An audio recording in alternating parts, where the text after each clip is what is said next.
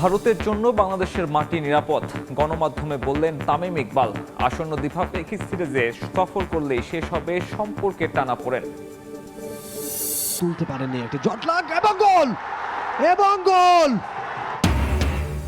সৌরভের শেষ মুহূর্তের গোলে ফেডারেশন কাপে নাটকীয় জয় মোহামেডানের। ব্রাদার্স ইউনিয়নকে 2-1 গোলে হারিয়ে ফাইনালে সাদা কালো শিবির। বিশ্বকাপের উদ্বোধনী অনুষ্ঠানে পারফর্ম করা সম্মানের। সময় সংবাদে বাংলাদেশি আমেরিকান সঙ্গীত শিল্পী সঞ্জয় দেব।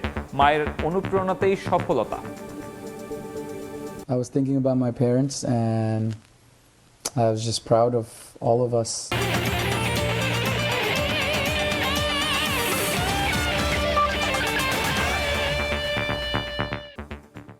এমন একটা জয়ের পর প্রশংসায় ভাসবেন ক্যাপ্টেন, সেটাই স্বাভাবিক। কিন্তু ম্যাচ পরবর্তী সংবাদ সম্মেলনে নিজেকে নিয়ে কোনো উত্তর দিতেই আগ্রহী ছিলেন না নাজমুল হোসেন শান্ত। বরং জয়ের সব কৃতিত্ব দিয়েছেন তাসকিন আর নাহিদ রানাকে। ব্যাটাররা তাদের ভূমিকা রাখার পর দুই পেসার যা করেছেন তাতে অভিভূত টাইগার অধিনায়ক। ইনিংস ঘোষণা করার মতো সাহসী সিদ্ধান্ত নেয়ার পেছনেও কৃতিত্ব দিয়েছেন দলের তারুণ বোলিং ইউনিটকে। রানাকে বাউন্সার মারলে আবার বাউন্সার খাইতে হবে, সো আমি হইলে রানাকে বাউন্সার মারতাম না, কারণ আমার ওই শখ নাই অত জোরে বাউন্সার খেলা। এটা নতুন বাংলাদেশ, যেখানে কোনো ভয় ডর নেই, একেবারে সোজা সাপটা হুঁশিয়ারি প্রতিপক্ষের জন্য। ইট মারলে পাটকেল খেতে হবে, কোনো ছাড় দেয়া হবে না। কিন্তু দেশের মাটিতে সাদা পোশাকে প্রথমবার পাকিস্তানকে হারানোর কৃতিত্ব একা নাহিদ রানাকে দিতে নারাজ ক্যাপ্টেন। বোলিং ইউনিটের বাকিদের জন্য ছিল তার এক রাশ প্রশংসা। বিশেষ করে বিরূপ পরিস্থিতিতে তাসকিনের স্পেলটাই জয়ের ভিত্তি করে দিয়েছিল বলে বিশ্বাস শান্তর। পরে যে পথে সাফল্যের মুখ দেখেছেন নাহিদ রানা। তাসকিন স্টার্টটা দিয়েছিল, যেভাবে টির পরে এসে বোলিং শুরু করেছে, ওই 4-5 ওভার স্পেলটা আসলে মোমেন্টামটা আমার দিয়েছে, ফলোড বাই নাহিদ রানা।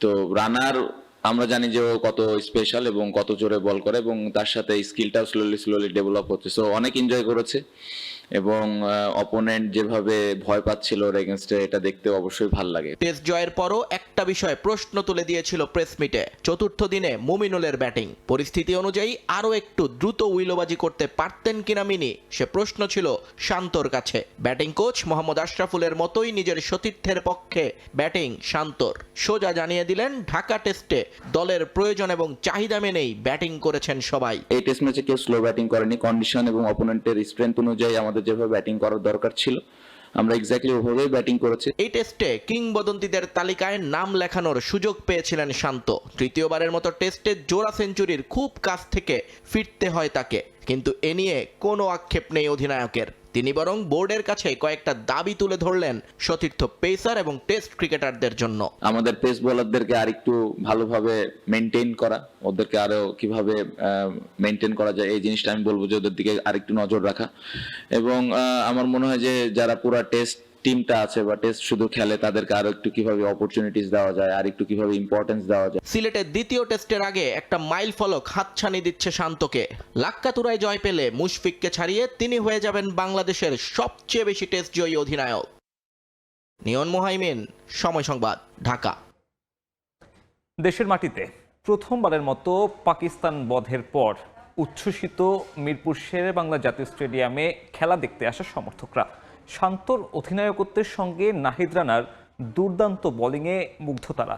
তবে ওপেনিং জুটিতে পরিবর্তন চান সমর্থকরা। তানজিদ তামিম বা অমিত হাসানের অভিষেকের অপেক্ষায় ক্রিকেট প্রেমীরা। সিলেট টেস্টেও পাকিস্তানের বিপক্ষে এমন দাপুটে জয় সফররতদের হোয়াইট ওয়াশ করবে টাইগাররা, আশা সমর্থকদের।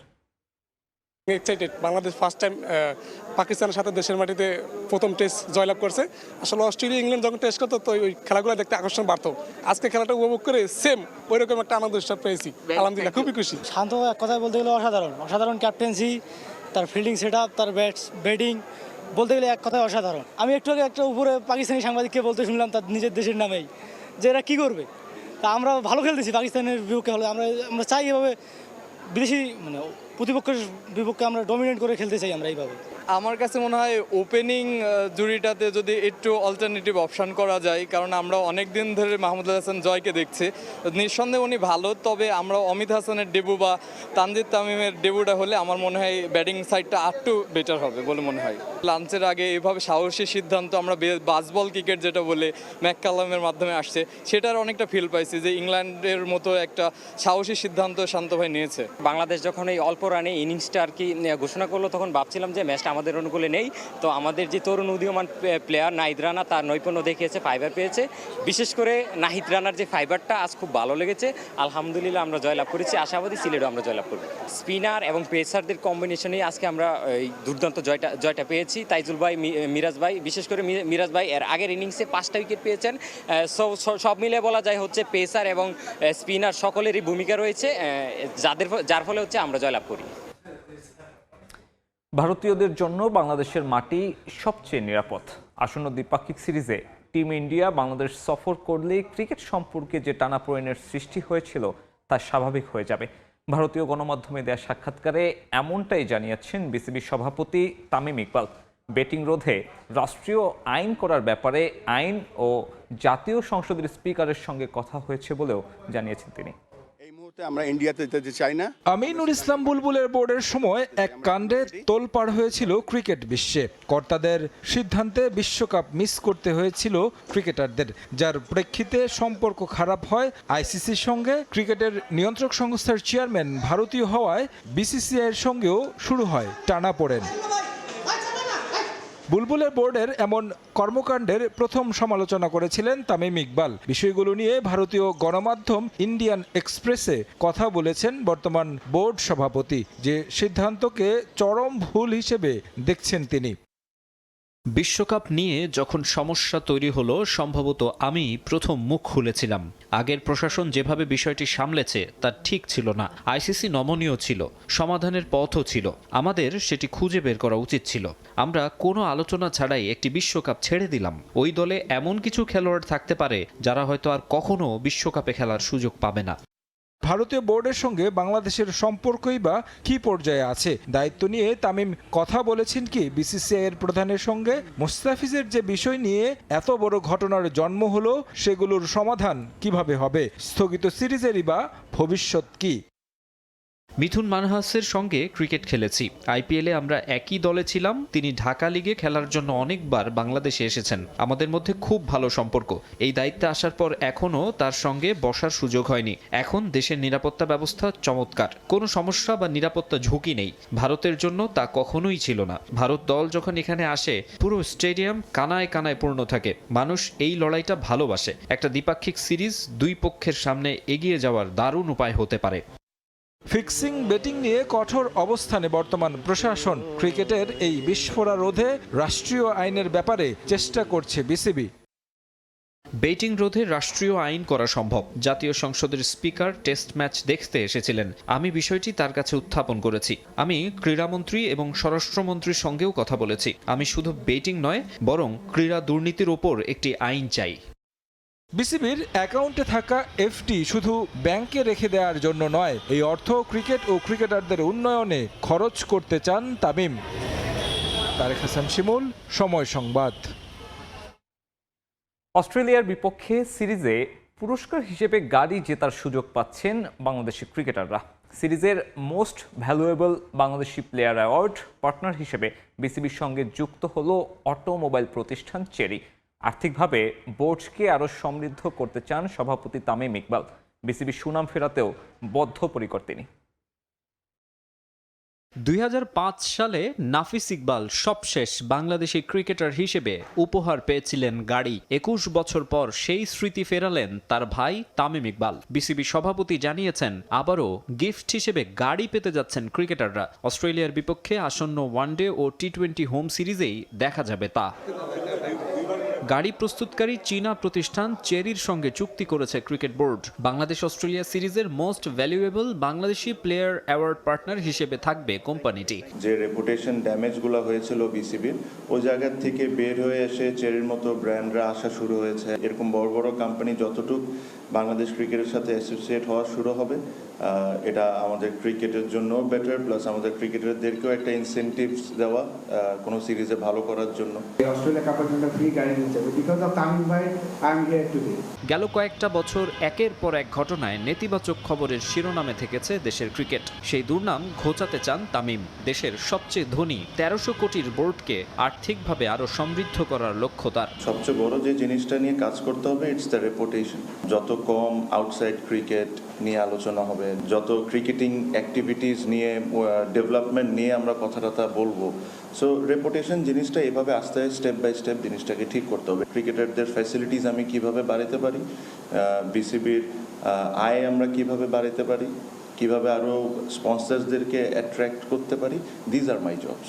যদিও মোস্ট ভ্যালুয়েবল বাংলাদেশি প্লেয়ার অ্যাওয়ার্ডটা জেতা এত সহজ হবে না। অনেক তারকা ক্রিকেটার না থাকলেও মাইটি অজিদের যে কোনো ক্রিকেটারই বিপজ্জনক। সাবেক অধিনায়কও তাই সাবধানী হওয়ার পরামর্শ দিলেন অনুজদের। Probably the best possible teams যারা যেটা ওরা পাঠায়, অথবা একটা দুইটা প্লেয়ার হয়তো মিসিং থাকতে পারে, but it will be a good challenge for us.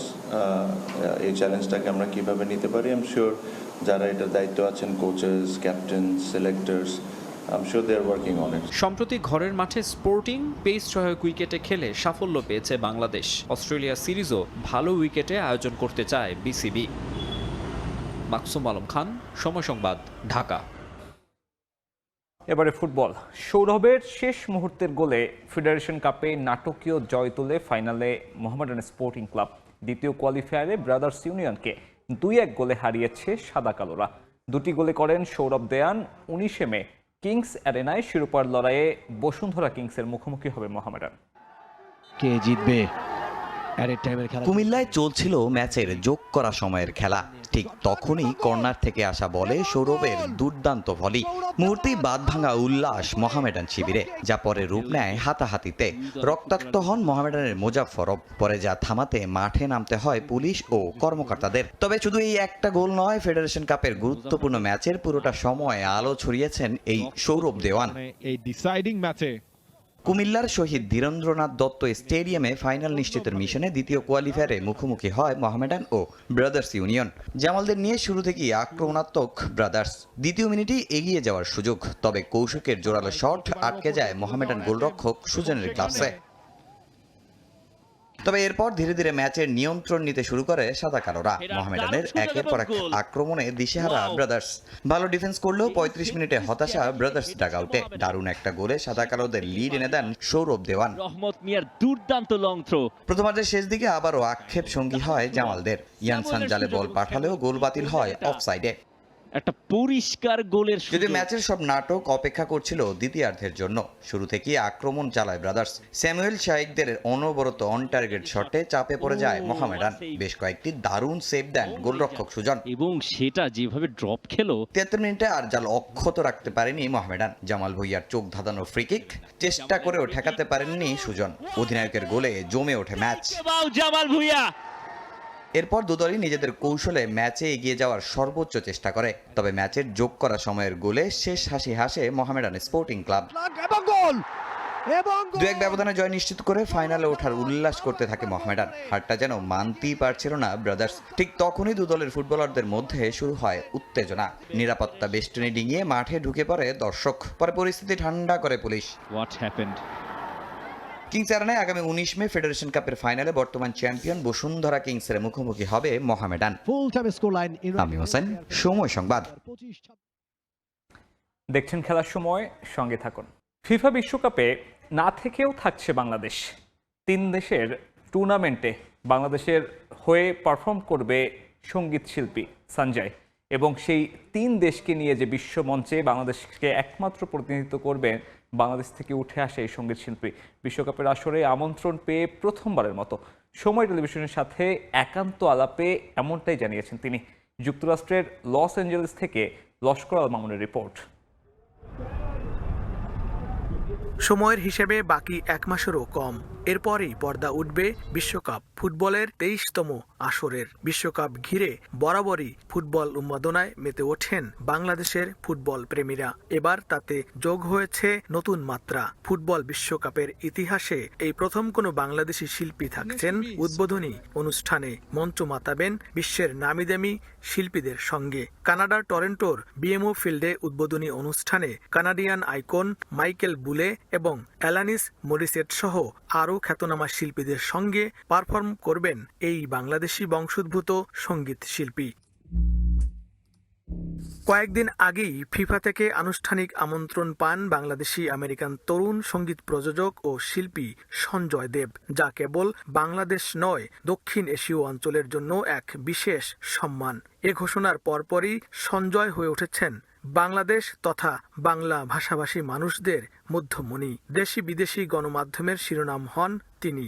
New York Times সহ আন্তর্জাতিক মিডিয়ায় সঞ্জয়কে বিশ্বের অন্যতম জনপ্রিয় দক্ষিণ এশীয় সঙ্গীত শিল্পীদের একজন হিসেবে উল্লেখ করা হয়। I was thinking about my parents and I was just proud of all of us, and I've been working really hard the past few years. And it's just a big moment for everyone. সিলেটের শ্রীমঙ্গলে জন্ম হলেও সঞ্জয়ের বেড়ে ওঠা চট্টগ্রামের লাভলেন এলাকায়। 11 বছর বয়সে মা বাবার হাত ধরে যুক্তরাষ্ট্রের ক্যালিফোর্নিয়ার সিলিকন ভ্যালিতে পাড়ি জমান সঞ্জয়। ছোট ভাইকে নিয়ে বাবা মার সাথে মার্কিন প্রবাস জীবনের শুরুটা কিছুটা কঠিনই ছিল তার।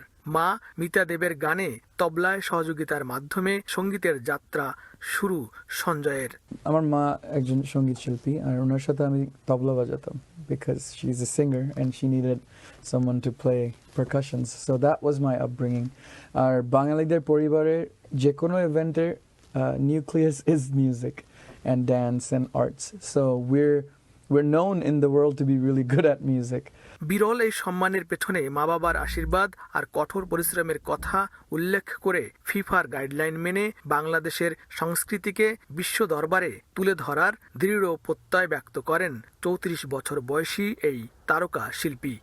যুক্তরাষ্ট্রের জমকালো উদ্বোধনী অনুষ্ঠান অনুষ্ঠিত হবে এই সোফাই স্টেডিয়ামে। একই দিন কানাডার টরন্টোতে পারফর্ম করবে সঞ্জয় দেব। স্বাগতিক যুক্তরাষ্ট্র প্যারাগুয়ের বিরুদ্ধে তাদের উদ্বোধনী ম্যাচ খেলবে এখানেই। লস্কর আল মামুন, সময় সংবাদ, সোফাই স্টেডিয়াম, লস অ্যাঞ্জেলেস, যুক্তরাষ্ট্র। খেলার সময় আরও থাকছে।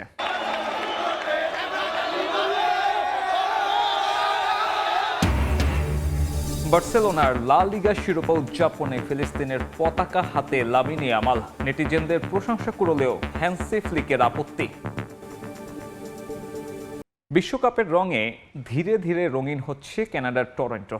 এরই মধ্যে এক জরিপে ফুটবল বিশ্বকাপের আয়োজক শহরগুলোর মধ্যে সেরা 5-এ জায়গা নিয়েছে টরন্টো। নগরের বিভিন্ন স্থানে শুরু হয়েছে বিশ্বকাপের সাজসজ্জা, বাড়ছে ভক্তদের উন্মাদনাও। টরন্টো থেকে রাশেদ লিমনের রিপোর্ট। টরন্টোর প্রাণকেন্দ্র নাথান ফিলিপ স্কয়ার সেজেছে নতুন সাজে। ফিফা বিশ্বকাপ 2026-এর ছোঁয়া লেগেছে পুরো চত্বরে। বাদ যায়নি টরন্টো সিটি হলও। নগর ভবন জানান দিচ্ছে বিশ্বকাপ দ্বার প্রান্তে।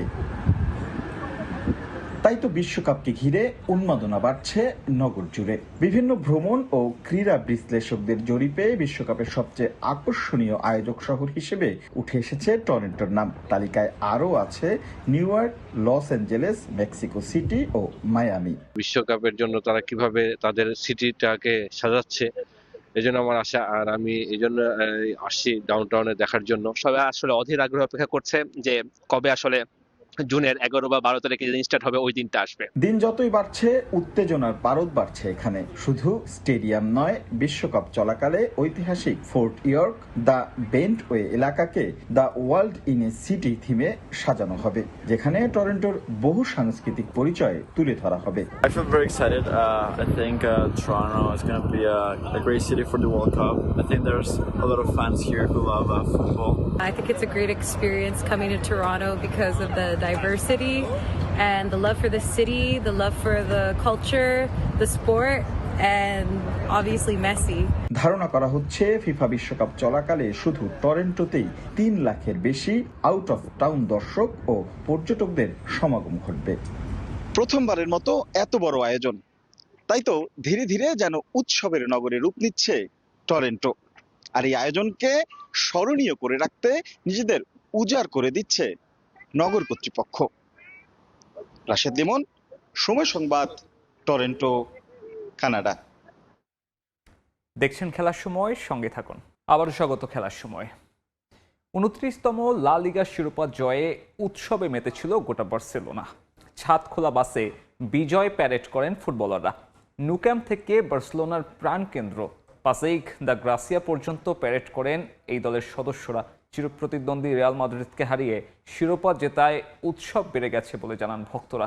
আক্ষেপ আছে চ্যাম্পিয়ন্স লিগ জিততে না পারার, তবে পরবর্তী মৌসুমে হ্যান্সি ফ্লিকের নেতৃত্বে কাঙ্ক্ষিত শিরোপা জয় করবে কাতালানরা, বিশ্বাস সমর্থকদের।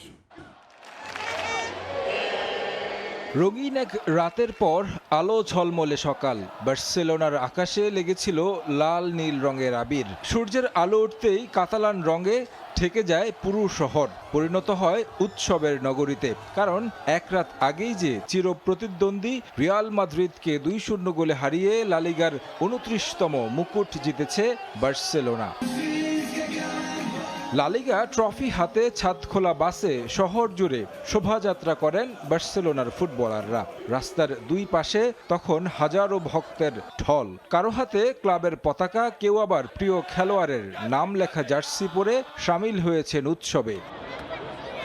ক্যাম্প নু থেকে শুরু হয় বিজয় প্যারেড। বাসের উপর দাঁড়িয়ে সমর্থকদের শুভেচ্ছা জানান রবার্ট লেভানডস্কি, শেজনি ও সতীর্থরা। কখনো হাত নেড়ে, কখনো মোবাইলে ভিডিও ধারণ করে স্মরণীয় মুহূর্ত ধরে রাখেন।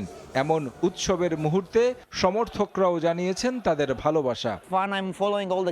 রিয়াল মাদ্রিদের বিপক্ষে এল ক্লাসিকো জিতে শিরোপা নিশ্চিত করার অনুভূতি ভাষায় প্রকাশ করা কঠিন। এটা এমন এক স্মৃতি যা কখনোই ভোলা যাবে না।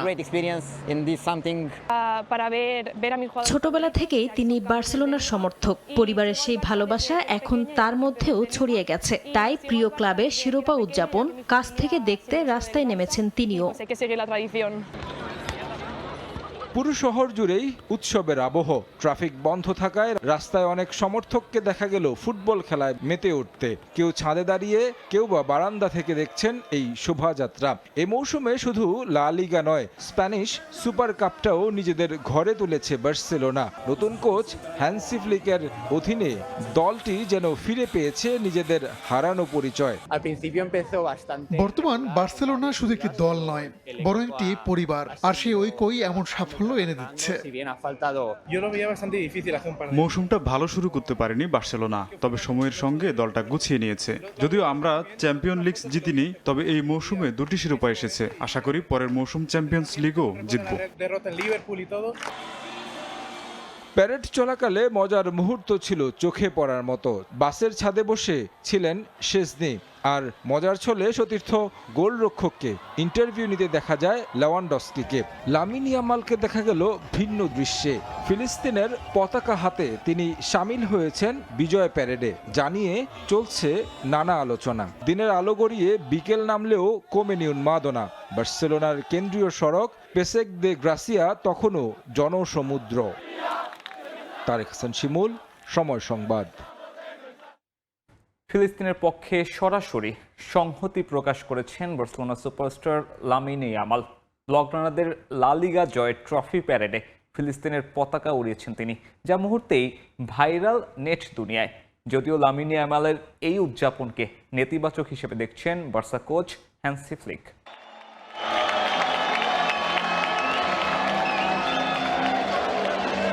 ফুটবল ক্লাব বার্সেলোনা টানা দ্বিতীয় লা লিগা শ্রেষ্ঠত্ব উদযাপন, যেখানে ভক্ত থেকে শুরু করে সমর্থক সবারই একাত্মতা। চ্যাম্পিয়নশিপ উদযাপনের মাহেন্দ্রক্ষণে ভিন্ন মাত্রা যোগ করেন লামিন ইয়ামাল। ফিলিস্তিনের সমর্থনে দেশটির পতাকা উড়িয়েছেন তিনি, যা মুহূর্তেই ভাইরাল হয়ে যায় নেট দুনিয়ায়। এর আগেও ফিলিস্তিনের প্রতি সংহতি প্রকাশ করতে দেখা গেছে বিশ্ব ফুটবলের আগামীর মহাতারকাকে। তবে এবারই প্রথম এমন সেলিব্রেশন তার, যা ব্যাপক প্রশংসা কুড়িয়েছে নেটিজেনদের। শুধু ফিলিস্তিনবাসী নন, বিশ্বের বিভিন্ন দেশ থেকে অগণিত মানুষ শেয়ার করেছেন ইয়ামালের এমন উদযাপন।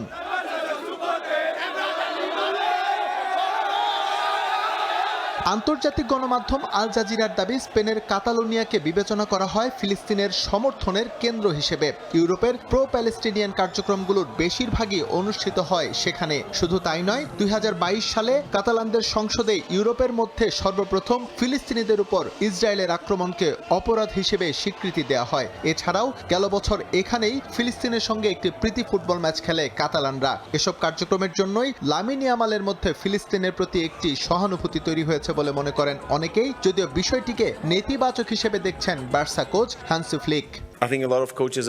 আমার কাছে বিষয়টা ভালো লাগেনি। আমি লামিন ইয়ামালকে চ্যাম্পিয়নশিপ উদযাপনে ফিলিস্তিনের পতাকা উড়াতে নিষেধ করেছিলাম, কারণ এটা রাজনৈতিক বিষয়। ফুটবলকে এটার সঙ্গে সম্পৃক্ত করা উচিত নয়। খেলাকে খেলার জায়গায় রাখা ভালো। কিন্তু সে আমার কথা শোনেনি। সে ফিলিস্তিনের পতাকা নিয়ে গেছে এবং সেটা উড়িয়েছে, যেটা এখন বিশ্বের সবাই দেখছে। শুধু লামিন ইয়ামাল নন, 2025 সালে প্রথম স্প্যানিশ ক্লাব হিসেবে ফিলিস্তিনের প্রতি সংহতি প্রকাশ করে অ্যাথলেটিক বিলবাও। স্পেনে অবস্থান করা দেশটির শরণার্থীদের নিয়ে বিশাল এক জমায়েত করে সান মামেস স্টেডিয়ামে। পুরো অ্যাথলেটিক স্ট্যান্ড সেদিন ছেয়ে গিয়েছিল গাজায় গণহত্যা বন্ধ করো এই ব্যানারে। এস এম ইকবাল, সময় সংবাদ। দেখছেন খেলার সময়, সঙ্গে থাকুন। আবারও স্বাগত খেলার সময়। বিশ্বকাপ সামনে রেখে হিউস্টনের এনআরজি স্টেডিয়ামে চলছে ঘাস বসানোর কাজ। 13 সপ্তাহের কাজ মাত্র 3.5 সপ্তাহে শেষ করার চ্যালেঞ্জ আয়োজকদের সামনে। ইনডোর স্টেডিয়ামের প্রতিকূল আবহাওয়ায় শীতকালীন ঘাস টিকিয়ে রাখতে ব্যবহার করা হচ্ছে কৃত্রিম সূর্য আর অত্যাধুনিক প্রযুক্তি। নির্ধারিত সময়ের মধ্যেই কাজ শেষ করার আশা সংশ্লিষ্টদের। আর মাত্র কয়েকটা দিন, এরপর ফুটবল উন্মাদনায় বুঁদ হবে পুরো বিশ্ব। যুক্তরাষ্ট্র, মেক্সিকো আর কানাডার স্টেডিয়ামগুলোতে চলছে শেষ মুহূর্তের কর্মযজ্ঞ। সম্প্রতি শেষ হয়েছে বিশ্বকাপের ফাইনালের venue new York new jersey স্টেডিয়ামের মাঠে ঘাস বসানোর কাজ। একই সঙ্গে অন্য ভেন্যুগুলোতেও কাজ চলছে। হিউস্টনের আইকনিক ভেন্যু এনআরজি স্টেডিয়াম সারা বছরই মুখর থাকে নানা আয়োজনে। তবে বিশ্বকাপের জন্য এখানে চলছে এক অবিশ্বাস্য রূপান্তর। গেল 1 মে শুরু হয়েছে মূল মাঠ তৈরির কাজ। সাধারণ সময়ে যা শেষ করতে অন্তত 13 সপ্তাহ সময় লাগে, হিউস্টন আয়োজক কর্তৃপক্ষ তা সম্পন্ন করতে চাইছে মাত্র 3.5 সপ্তাহে। দিনরাত এক করে চলছে মাঠের বাইরের কৃত্রিম টার্ফ আর ভেতরের প্রাকৃতিক ঘাসের মেলবন্ধন তৈরির কাজ।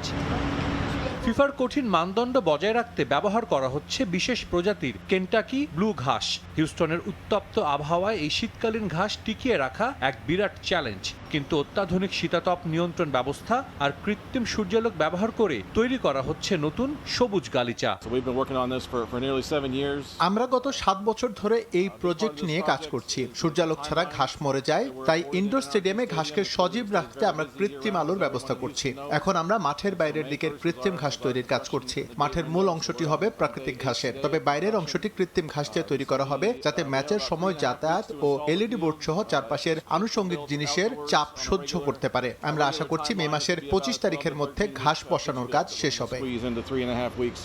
শুধু হিউস্টন নয়, এবারের 104 ম্যাচের মহাযজ্ঞের জন্য ফিফা বেছে নিয়েছে 2 ধরনের ঘাস। মায়ামি বা মেক্সিকোর মতো উষ্ণ ভেন্যুতে থাকছে বারমুডা গ্রাস, আর হিউস্টন, সিয়াটল বা টরন্টোর মতো ইনডোর ও শীতল ভেন্যুতে শোভা পাবে পেরেনিয়াল রাই ও কেন্টাকি ব্লু গ্রাসের মিশ্রণ। 10 মাস আগে থেকেই উত্তর আমেরিকার 10টি বিশেষ খামারে বড় করা হয়েছে এই ঘাস। আগামী 14 জুন এনআরজি স্টেডিয়ামে বিশ্বকাপের প্রথম ম্যাচে মুখোমুখি হবে জার্মানি ও কুরাসাও। আসন্ন বিশ্বকাপে এ ভেন্যুতে মোট 7টি ম্যাচ অনুষ্ঠিত হবে। সাজিদ মুস্তাহিদ, সময় সংবাদ। বিশ্বকাপ সামনে রেখে রেপ্লিকা ট্রফি তৈরির হিড়িক লেগেছে ব্রাজিলে। 2026 বিশ্বকাপের জন্য 600 ট্রফি তৈরি করেছেন কারুশিল্পী জার্ভাস মেনেঘিনি। প্রতি আসরের আগেই ব্রাজিলকে উৎসাহ যোগাতে বিশ্বকাপের রেপ্লিকা ট্রফি তৈরি করেন তিনি। তবে 24 বছর ধরে শিরোপার দেখা নেই সেলেসাওদের। তার আশা, এবার সে খরা কাটাবে ব্রাজিল। ষষ্ঠ শিরোপা নিয়েই দেশে ফিরবেন মার্কিনিওস ক্যাসেমিরোরা। 1994 সালে যুক্তরাষ্ট্রের মাটিতে বিশ্বকাপের ফাইনালে নির্ধারিত সময় গোল শূন্য থাকার পর টাইব্রেকারে ইতালির স্বপ্ন ভেঙে শিরোপা উঁচিয়ে ধরেছিল ব্রাজিল। অধিনায়ক দুঙ্গার হাতে সেই সোনালী ট্রফি দেখে এর রেপ্লিকা কিনতে সারা দেশ চষে বেরিয়েছিলেন কারুশিল্পী জার্ভাস মেনেঘিনি। কিন্তু হতাশ হয়ে ফিরতে হয়েছিল তাকে। কোথাও খুঁজে পাননি বিশ্বকাপের রেপ্লিকা ট্রফি। সে আক্ষেপ থেকেই মাথায় আসে বিশ্বকাপের ট্রফি তৈরির ভাবনা। ধাতব কাজ করতে গিয়ে তৈরি করা শুরু করেন ট্রফি। ঐতিহাসিক মারাকানা স্টেডিয়ামের কাছে নিজের স্বপ্নের কারখানা গড়ে তুলেছেন মেনেঘিনি। প্রতি 4 বছর পর পর বিশ্বকাপ এলেই বেড়ে যায় তার ব্যস্ততা। 2026 বিশ্বকাপ সামনে রেখে ব্রাজিলে ধুম পড়েছে বিশ্বকাপের ট্রফি তৈরির। ভালোবাসা আর সৃষ্টিশীলতায় মেনেঘিনি তার ট্রফিতে আনেন ভিন্নতা।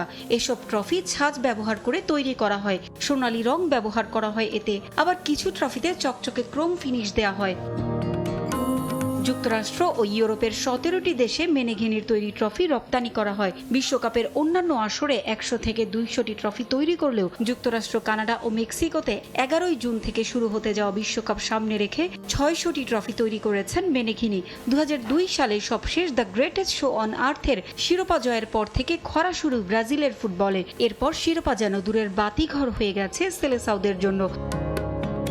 2014 সালে নিজ দেশে অনুষ্ঠিত বিশ্বকাপের সেমিফাইনালে জার্মানির কাছে ভরাডুবির পর সবশেষ রাশিয়া কাতার বিশ্বকাপে কোয়ার্টার ফাইনালের বাধাই পাড়ি দিতে পারেনি ব্রাজিল। এবার কার্লো অ্যানচেলোত্তির ছোঁয়ায় হেক্সা শিরোপার স্বপ্ন বুনছে সেলেসাওরা। মেনেঘিনি চান রেপ্লিকা নয়, সত্যি বিশ্বকাপের ট্রফি এবার আসুক ব্রাজিলে।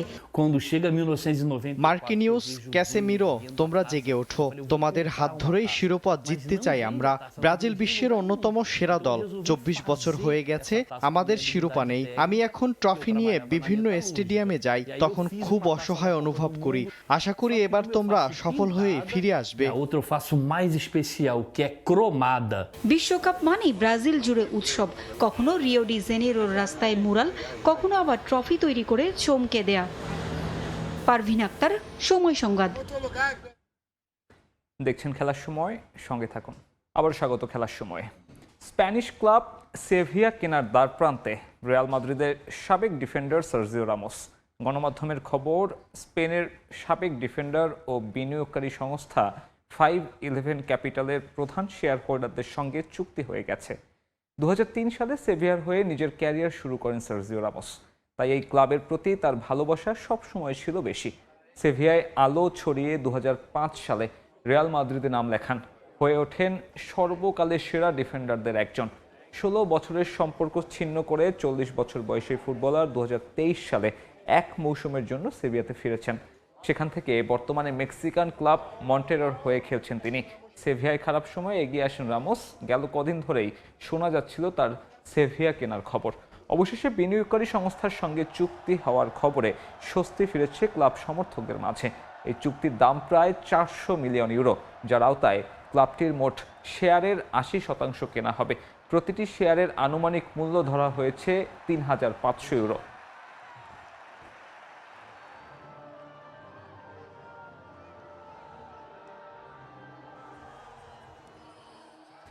ক্রীড়াঙ্গনে নতুন প্রতিভা অন্বেষণের লক্ষ্যে দিনাজপুরে শেষ হলো তৃণমূল পর্যায়ের বৃহৎ ক্রীড়া উৎসব নতুন করে স্পোর্টস 2026। প্রতিযোগিতায় কাবাডি, ক্রিকেট, ফুটবল, দাবা, ব্যাডমিন্টন, কারাতে, অ্যাথলেটিক্স এবং সাঁতার সহ বিভিন্ন ইভেন্টে জেলার বিভিন্ন উপজেলার শত শত ক্ষুদে অ্যাথলেট অংশ নেয়। প্রতিযোগিতায় বালকদের কাবাডিতে চ্যাম্পিয়ন চিরিরবন্দর উপজেলা, ক্রিকেটে চ্যাম্পিয়ন দিনাজপুর পৌরসভা, ফুটবলে নবাবগঞ্জ জেলা, দাবায় চ্যাম্পিয়ন সদরের রায়ান রশিদ, ব্যাডমিন্টনে চ্যাম্পিয়ন হয় ফুলবাড়ী উপজেলা।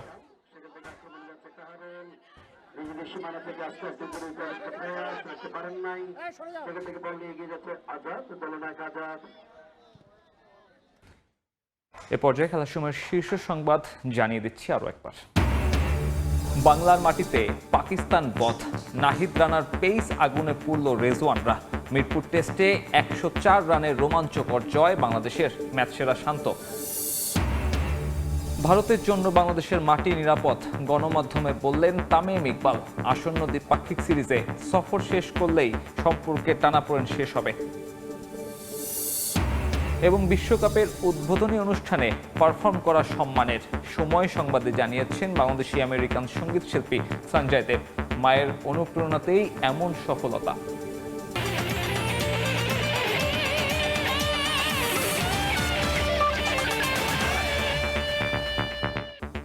এই ছিল খেলার সময়। এরপর দেখবেন প্রবাসের সময়, সঙ্গে থাকুন সময়ের।